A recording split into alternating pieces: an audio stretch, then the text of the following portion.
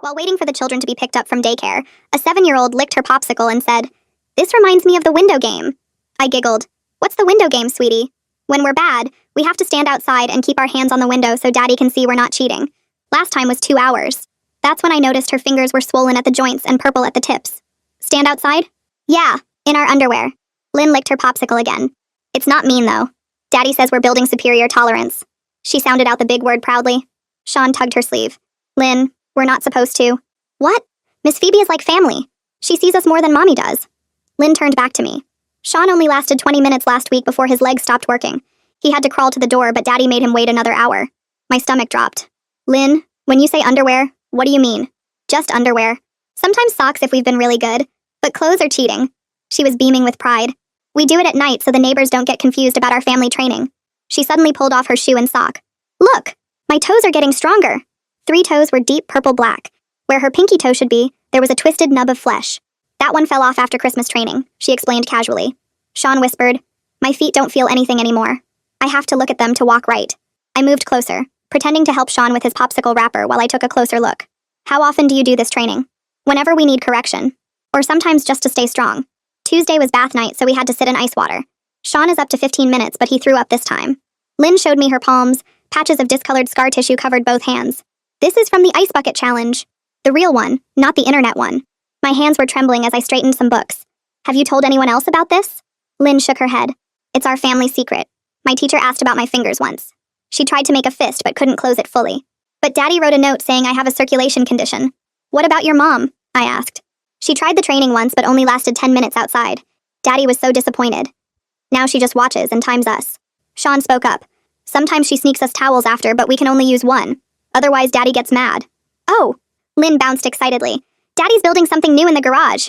A real ice bath like athletes use. We're going to work up to an hour. Sean already failed the practice round, she added. He stopped breathing and turned blue. The ambulance came, but this time Daddy told them it was asthma. Lynn, how long has your family been doing this training? Lynn counted on her damaged fingers. Since I was 5. So, 2 years? Sean started last year when he turned 4. Babies don't need training. Last month was the worst, Sean whispered. The freezer game. Lynn nodded enthusiastically. We have a big freezer in the basement. Daddy put a lock on the outside. Quick training, only 30 minutes. But it's colder than outside. I couldn't breathe good, Sean said. The air hurt. She pulled out a small notebook from her backpack, pages wrinkled and worn. See? I keep track of my records. The pages were filled with shaky handwriting. Monday, 90 minutes outside, only cried once. Wednesday, ice bucket, 50 minutes new record. Daddy says if I fill this notebook, he'll get me a real trophy. I stood up, my legs shaking. Where's your dad now? Coming from work. He's probably stuck in traffic. He works at the university. He's so smart. That's why he knows how to make us evolved, Sean added. We're his best experiment. We had another brother, Lynn mentioned casually, sucking on her popsicle. Our oldest brother, Tommy. But he went to live somewhere else. Why? I asked, though my stomach was already churning. He was weak. He tried to get Daddy into trouble. She paused.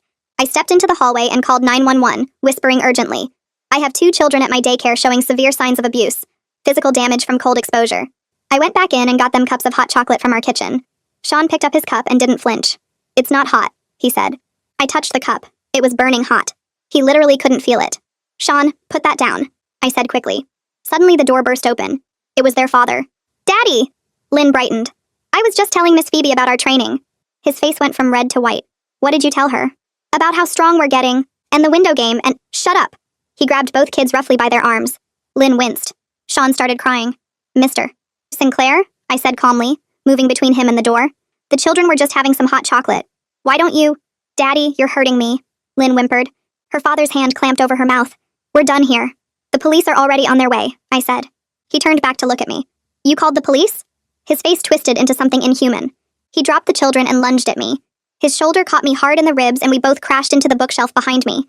Books fell everywhere while Lynn screamed and Sean just stood there frozen with his arms at his sides. I twisted sideways to get between him and the kids again. Police are coming, I yelled as loud as I could. He grabbed my wrist and squeezed until I felt the bones grinding together. I used my free hand to push his face away and his grip loosened enough for me to pull back. The desk chair was right there, so I grabbed it and shoved it between us while backing the kids toward the bathroom door. His face was purple and the veins in his neck looked ready to burst. He kicked the chair aside, but then we all heard it. Sirens. Getting closer fast. He stopped moving forward and his whole body went rigid. Someone started pounding on the door so hard the whole frame shook. Everything okay in there? It was my neighbor from the insurance office next door.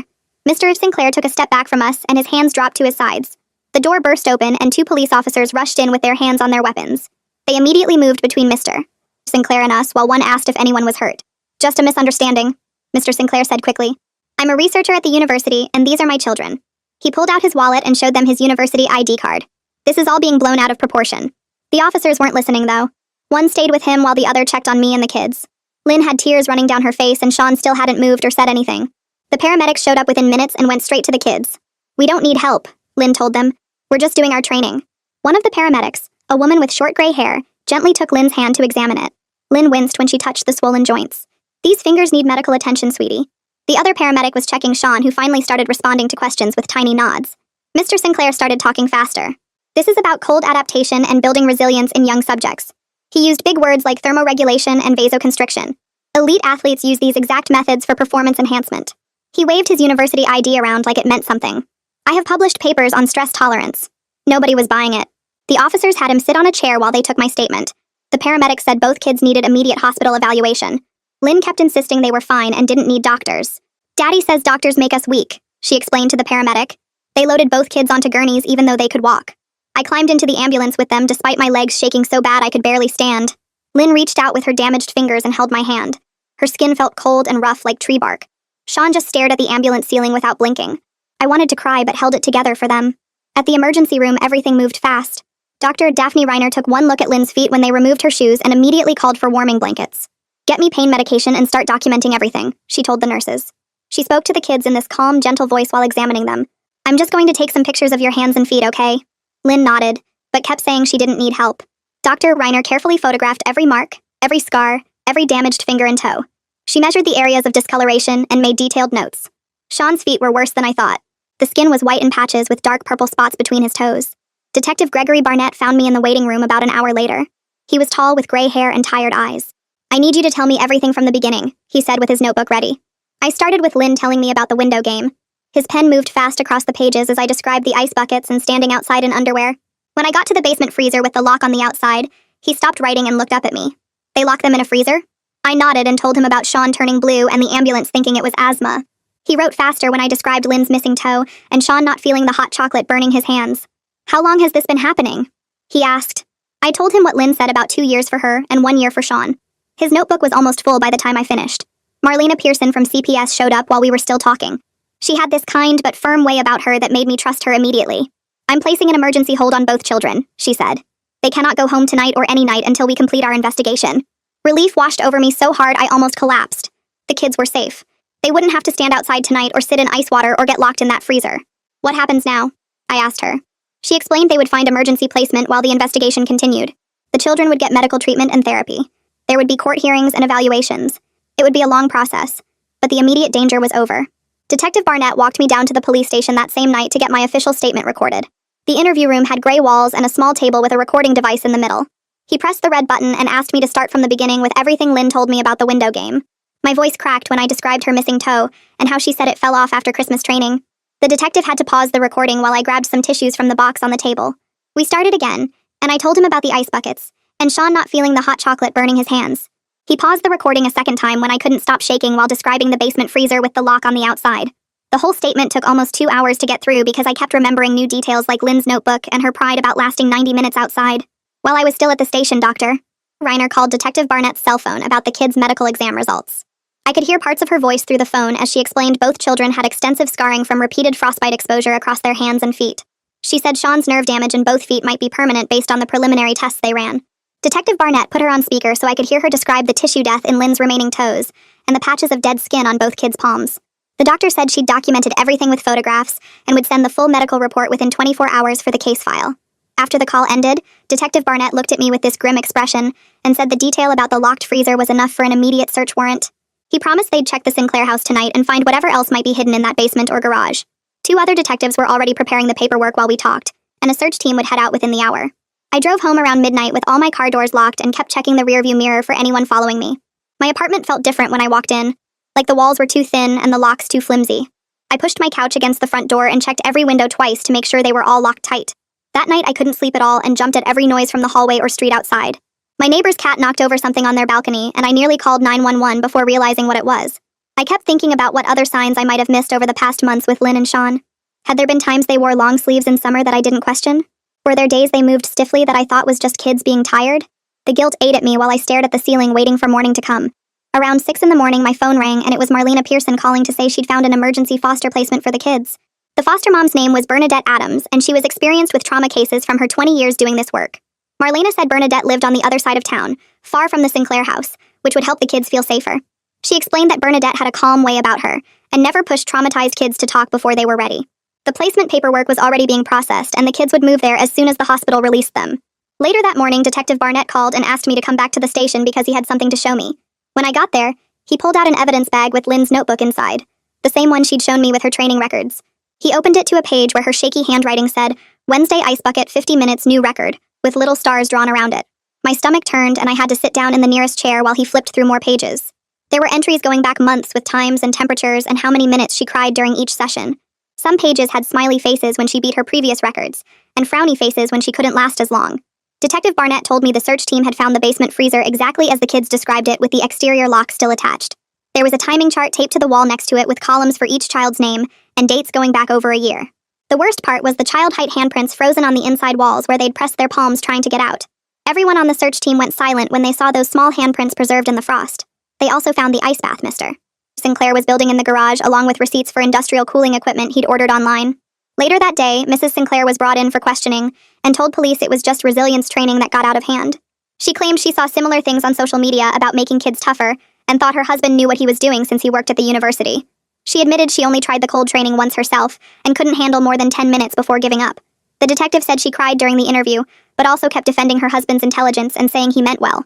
Stephen Dubois, the assistant district attorney, took over the case personally that afternoon because of how severe the abuse was. He met with me briefly to introduce himself and explain they were considering multiple felony charges, including child endangerment and torture. He said cases this extreme were rare, but the physical evidence was overwhelming with the medical reports and photographs. He warned me the defense would probably try to claim it was alternative parenting, or some wellness trend gone wrong. The next day, Rosalind English got appointed as the children's legal guardian to represent their interests during all the legal proceedings. She met them at the hospital where they were still being treated for their injuries and psychological evaluation. When I saw her later, she seemed soft-spoken, but I could see steel underneath when she promised to protect Lynn and Sean no matter what. She said her job was making sure the kids' needs came first, not what was easier for the adults or the system. Marlena came by the hospital the next morning with her clipboard and started writing down everything she saw on Lynn's hands and feet. She took photos of each purple finger and measured the dead patches of skin with a ruler, while Lynn sat there swinging her legs. Lynn kept telling her about all the records she'd broken and how Daddy said she was the strongest 7-year-old he knew. Marlena wrote that down too, how Lynn still thought the torture was something to be proud of. She tested Sean's feet by touching them with different things like a pen and a cold water bottle and a warm cloth. He couldn't feel any of it and just stared at his feet like they belonged to someone else. Marlena documented that Sean had zero feeling from his ankles down and would need special shoes and daily foot checks for the rest of his life. 2 days later, we all went to the courthouse for the bail hearing, and Mr. Sinclair's lawyer stood up wearing an expensive suit. He told the judge this was all a big misunderstanding about wellness trends he'd seen on social media, and that Mr. Sinclair was just trying to make his kids stronger, like those people who do cold plunges. The lawyer pulled out articles about ice baths and cold therapy, and said my report was exaggerated by someone who didn't understand alternative parenting methods. The judge listened to everything and then set bail at $100,000 and ordered Mr. Sinclair to have zero contact with the children or with me. Mr. Sinclair's face turned red when the judge said that, but his lawyer grabbed his arm to keep him quiet. Outside the courthouse, reporters were waiting, and Mr. Sinclair stopped to talk to them even though his lawyer tried to pull him away. He said he was a victim of hysteria and that people didn't understand his research into making children more resilient. 3 of his colleagues from the university stood behind him, and one of them told the reporters that Mr. Sinclair was a brilliant researcher being persecuted for thinking differently. The university sent out a statement that afternoon saying they were putting him on administrative leave while they investigated, but Mr. Sinclair posted online that this was discrimination against innovative parenting. That night when I got home, there was a voicemail on my phone from a blocked number. The voice was muffled, but it said I should mind my own business and think about my future if I knew what was good for me. My hands shook so bad I could barely hold the phone to call Detective Barnett and forward him the recording. He said they'd try to trace it, but blocked numbers were hard to track and to call him right away if anything else happened. Dr. Reiner sent her official medical report to the court 3 days later, and it was worse than we thought. She confirmed Lynn had stage 3 frostbite damage that had killed tissue in multiple fingers and toes, and that some of the damage was old enough to show repeated exposure over years. For Sean, she wrote that he had permanent peripheral neuropathy in both feet and lower legs that would never fully heal. She said both kids would need months of physical therapy and special medical care, and even then they might never get back full use of their hands and feet. The report included photos that made my stomach turn, close-ups of the dead tissue and nerve damage that no child should ever have. Rosalind went to see Lynn at the foster home and sat down with her in the living room with some juice boxes. She used really simple words to explain that Lynn couldn't go home right now, because the grown-ups needed to make sure she was safe. Lynn pulled out her notebook and showed Rosalind all her training records, pointing to each entry where she'd beaten her previous time. She kept saying if she could just show Daddy how much she'd improved, he'd let her come home and they could keep training together. Rosalind had to explain 3 different times that the training was actually hurting her body, but Lynn kept arguing that hurt was just weakness leaving the body like Daddy always said. Meanwhile, the detectives went back to search the Sinclair house again and found something in the garage that made everything worse. There was a big whiteboard labeled tolerance goals, with 3 columns for Lynn, Sean, and Tommy. Under each name were dates and times showing how long each kid was supposed to last in different conditions. The times got longer and longer as the dates got more recent, and there were red marks next to times when the kids didn't meet their goals. Detective Barnett took photos of everything and matched the dates to Lynn's notebook entries, which lined up perfectly. The neighbor who lived behind the Sinclairs had originally agreed to testify about seeing the kids outside in their underwear during winter. She'd even given a statement about how she thought about calling someone but figured it wasn't her business. But then she called Detective Barnett and said she couldn't testify anymore because she was scared of what might happen.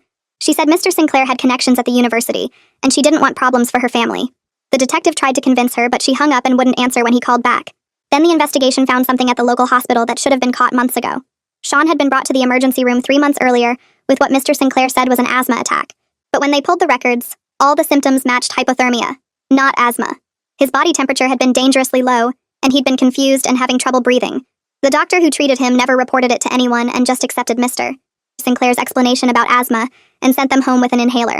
The next day, my boss at the daycare called me into her office and closed the door.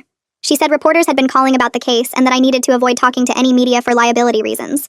She said the daycare could get sued if I said the wrong thing, and that I should let the lawyers handle everything.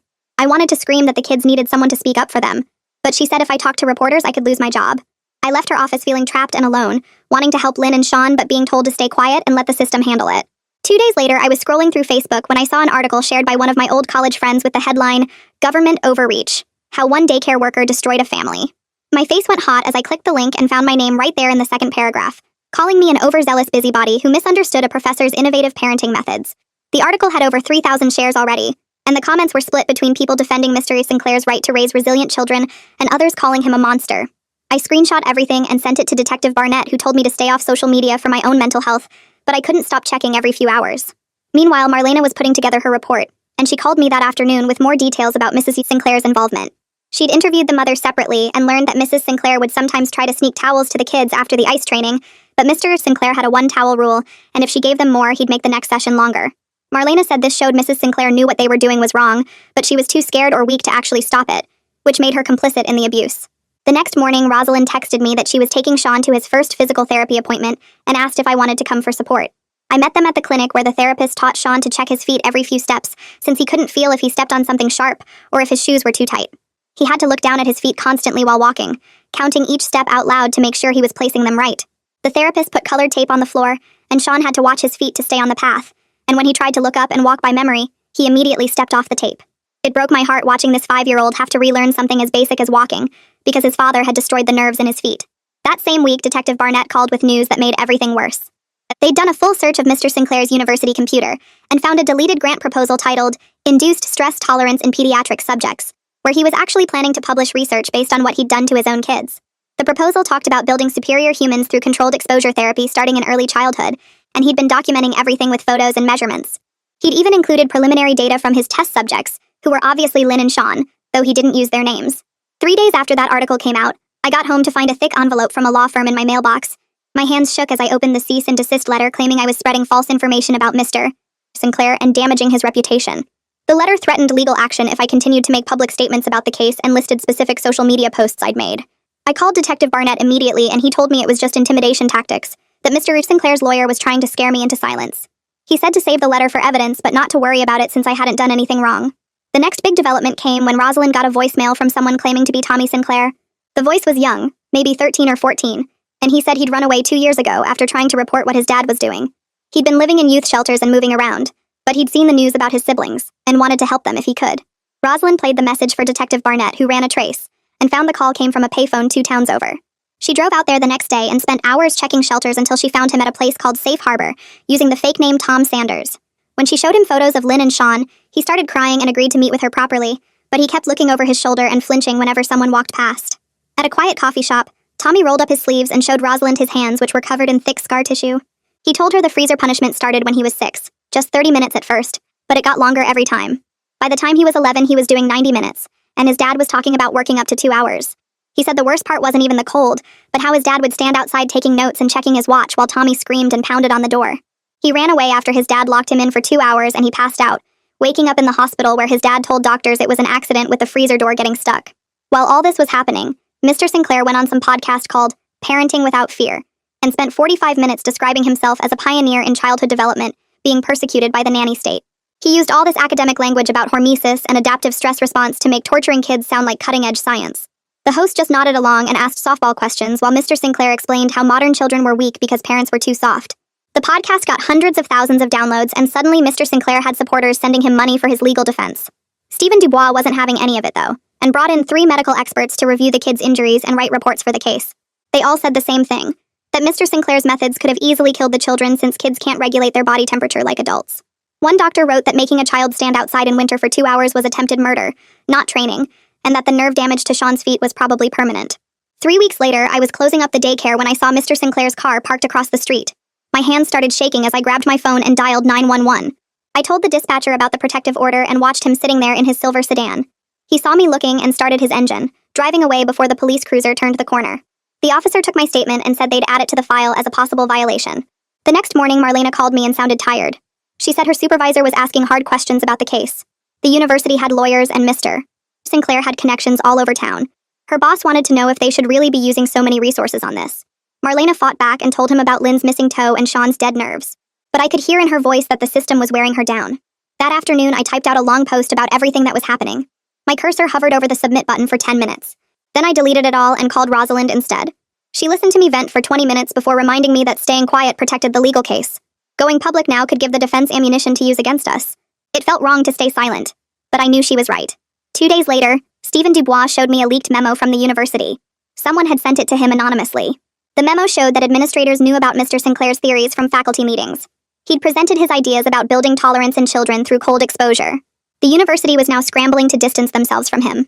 They released a statement saying they never approved any research involving children. But the memo proved they knew what he believed and did nothing. Meanwhile, Rosalind was spending hours with Lynn at the foster home. She brought dolls and toys to help Lynn practice for her forensic interview. Lynn kept calling everything training, and Rosalind had to teach her new words. She showed Lynn it was okay to tell the truth even if Daddy got in trouble. Lynn would nod, but then slip back into calling it their special family exercises.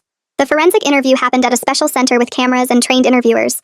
I wasn't allowed in, but Rosalind told me about it later. Lynn had started strong, telling them about standing outside in her underwear. Then she mentioned something new that made everyone in the observation room go quiet. She said Mommy would cry while holding the stopwatch.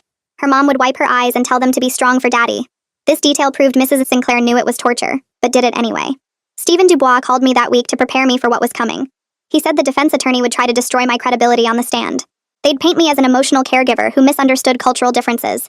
He helped me practice staying calm and sticking to facts. We went over my statement again and again until I could tell it without crying. During all this, Sean was going to physical therapy 3 times a week. The therapist worked with him on feeling pressure even if he couldn't feel temperature. One afternoon, Bernadette called Rosalind crying happy tears. Sean had managed 2 full steps while watching his feet in the mirror. His face lit up with the biggest smile anyone had seen from him. It was a tiny victory, but it meant his body was learning to work around the damage. Tommy had been meeting with Rosalind regularly and brought something important to their last meeting. He pulled out an old phone with a cracked screen and showed her photos he'd taken secretly. One photo showed the basement freezer from the inside. You could see frost patterns on the walls that looked like small handprints. Another showed scratch marks on the inside of the door. Tommy said he took them after he got locked in for 2 hours. He thought he was going to die and wanted evidence if they found his body. The photos became crucial evidence of the torture chamber Mr. Sinclair had created. Then came the legal maneuvering that made everyone nervous. The defense attorney filed a motion to suppress all the evidence from the house search. He argued there was a problem with the warrant timing. The detective had started the search 15 minutes before the warrant was officially signed. It was a small technical error, but it could destroy the whole case. Stephen Dubois filed a response saying the error was harmless and the evidence was too important to exclude. We all held our breath waiting for the judge to decide. The hearing was set for the following week, and Stephen warned us it could go either way. If the judge threw out the house evidence, we'd lose the freezer, the timing charts, and Lynn's notebook. The case would rest mainly on the kids' testimony and their injuries. Stephen worked late every night preparing arguments about why the evidence should stay. He found cases where similar timing errors were forgiven because children were in danger. Meanwhile, Mr. Sinclair kept showing up places he shouldn't be. Parents at the daycare reported seeing him at the grocery store watching them. He never approached anyone, but his presence was meant to intimidate. Each sighting got reported, but he always left before police arrived. The pressure was building on everyone involved in the case. The hearing about the evidence happened 3 days later at the courthouse downtown. I sat in the back row watching Stephen Dubois argue with the defense attorney about whether the search was legal or not. The judge kept looking at photos of Lynn's blackened toes and Sean's purple fingers while they argued about timing and signatures. After an hour of back and forth, the judge said most of the evidence could stay, but some things Mrs. Sinclair said to police couldn't be used because they might have pressured her. Stephen told me afterward it wasn't perfect, but we had enough to keep going. 2 weeks passed before the preliminary hearing where they'd decide if there was enough evidence for a real trial. Dr. Reiner took the stand first and explained all the medical stuff about frostbite and nerve damage in simple terms even I could understand. She showed charts of normal tissue versus what she found on Lynn and Sean. The defense attorney tried suggesting maybe the kids had some rare disease or played outside too long by accident. Dr. Reiner shut that down fast by explaining how the injury patterns matched repeated controlled exposure, not random accidents or medical conditions. She pointed to specific scarring that only happens from multiple freezing events over time. When my turn came to testify, my hands were shaking, so bad I had to hold them in my lap. The defense attorney kept asking if maybe I misunderstood what the kids said, or if I asked leading questions. I stuck to exactly what happened that day, repeating Lynn's exact words about the window game and the freezer. He tried to make it sound like I coached them, but I just kept saying what they told me. The prosecutor had me read from my notes I wrote right after calling 911. Tommy's testimony happened in a closed session, which meant I couldn't watch, but Rosalind told me about it later. He described years of getting worse and worse punishments starting when he was 6. He showed the judge his own scars and talked about trying to tell a teacher once, but his dad found out and locked him in the freezer for 3 hours. His testimony matched everything Lynn had said, plus added details about earlier years before she was old enough to remember. The judge took a week to decide, but finally ruled there was enough evidence for a full trial. Because of Mr. Sinclair showing up at my daycare, the judge made his bail conditions stricter. He had to wear an ankle monitor and couldn't go within 500 feet of any school or daycare. His lawyer complained, but the judge said protecting children came first. Around this same time, Marlena from CPS met with Mrs. Sinclair about possibly getting the kids back if she divorced her husband and did intensive therapy. Mrs. Sinclair said she needed time to think about it, which made everyone frustrated. Rosalind called me that night upset because any decent mother would jump at the chance to get her kids back safely. Marlena said this happens sometimes when the spouse has been controlling for so long. Meanwhile, Bernadette called Rosalind with good news about how the kids were doing in foster care. They were sleeping through most nights now without nightmares. She never punished them for wetting the bed or crying, just changed the sheets and gave them hugs. Lynn was starting to play with toys like a normal kid instead of always talking about training. Sean was making friends with Bernadette's dog, who seemed to know he needed gentle attention. The university finally made their move after their ethics board spent weeks investigating. They fired Mr. Sinclair completely and banned him from campus. His research got pulled from their databases and his name removed from published papers. Some professors who defended him earlier went quiet when they saw the evidence. His whole academic career was destroyed in one board meeting. Stephen called me when the defense attorney contacted him with a plea deal offer. They wanted Mr. Sinclair to plead to lesser charges that would mean probation and counseling but no prison time. Stephen asked what I thought and whether Rosalind and the team should consider it. I told him those kids deserved better than their dad walking free after what he did. Stephen said he agreed but wanted everyone's input before responding. The therapy sessions with Lynn were hard to hear about. The therapist told Rosalind that Lynn kept talking about missing making her daddy proud. She'd start crying when she remembered Sean turning blue in the freezer, but then get confused about whether that was bad or just part of getting stronger. The therapist said this confusion was totally normal for kids who've been abused by someone they love. It would take months or years for Lynn to understand what happened wasn't her fault. 3 weeks passed before Rosalind called me with news about Mrs. Sinclair wanting to meet privately. She'd been staying at her sister's house since the arrest, and finally worked up the courage to talk. Rosalind met her at a coffee shop downtown, where Mrs. Sinclair sat in the back corner wearing sunglasses even though it was cloudy. Her hands shook as she held her coffee cup, and she kept looking over her shoulder every few minutes. She told Rosalind she'd been scared of her husband for years but didn't know how to leave safely. He controlled all their money and knew people at the university who could make her life hard. She admitted watching the kids during the training made her sick, but she was too scared to stop it. When Rosalind asked if she'd testify against him, Mrs. Sinclair nodded and started crying. She said she wanted to help the kids and would do whatever the prosecution needed. Rosalind got her connected with a victim advocate who helped her file for a protective order and set up a safety plan. Stephen called me the next day about the plea deal offer from Mr. Sinclair's lawyer. They wanted him to plead guilty to simple child endangerment and get probation with counseling instead of prison time. Stephen's voice got hard when he told me he wasn't taking that deal. He sent back a counteroffer demanding at least 5 years in prison, lifetime no-contact orders with the kids, and Mr. Sinclair had to admit everything he did in court. The defense lawyer laughed at first, but Stephen wouldn't budge. He told them this wasn't a misunderstanding or accident, but systematic torture of children. The defense team started filing paperwork to delay everything they could. They asked for more time to review evidence, then more time to find expert witnesses, then more time for psychiatric evaluations. Every hearing got pushed back by weeks, and Marlena warned us this was normal strategy for cases like this. They were hoping witnesses would get tired or scared and back out if they dragged it on long enough. The judge saw through some of it but had to grant reasonable requests for preparation time. Meanwhile, the family court made decisions about the kids' immediate future. They approved Bernadette as the long-term foster placement since the kids were doing well with her. The judge also started supervised visits between Mrs. Sinclair and the children at the CPS office. The first visit happened on a Tuesday afternoon with a social worker watching everything. Mrs. Sinclair cried when she saw Lynn's fingers and Sean's careful way of walking. She hugged them gently and followed every rule the social worker gave her about appropriate topics. Lynn asked when she could come home, and Mrs. Sinclair had to explain things were different now. The visits happened every week for an hour, and slowly the kids started to relax around their mom again. I decided to step back from direct contact with the kids after talking to Rosalind about boundaries. She said it was important for them to bond with their foster family without confusion about my role. I sent them a simple card with a picture of a rainbow that just said I was thinking about them and hoped they were happy. Bernadette told me later that Lynn kept the card on her nightstand and looked at it every night before bed. The physical therapy sessions for Sean were showing small improvements each week. The therapist worked on helping him relearn how to feel his balance without relying on foot sensation. They used special exercises with mirrors so he could see his feet while practicing walking. One Thursday afternoon, he managed to take 2 full steps without looking down at his feet. Everyone in the therapy room started clapping, and Sean's face lit up with the biggest smile. The therapist said his body was learning to use other signals to compensate for the nerve damage. It would take months or maybe years, but there was real hope for improvement. Lynn had started art therapy as part of her treatment, and one day she drew something that made everyone stop. It was a picture of a window with pretty yellow curtains and flowers on the windowsill. At the bottom, she wrote in careful letters that she didn't have to stand outside anymore. Bernadette asked if she could frame it, and Lynn nodded shyly. They hung it in Lynn's new bedroom, right where she could see it from her bed. The therapist said it showed Lynn was starting to understand the difference between her old life and her new safe one. 6 months had gone by since that day at my daycare when everything changed. I still found myself checking my door locks twice before bed and keeping my porch light on all night. Sometimes I'd wake up thinking I heard Mr. Sinclair's angry voice, but it was just a nightmare. The trial date kept getting pushed back, but Stephen said they had a strong case whenever it happened. The kids were getting real help with doctors and therapists who understood trauma.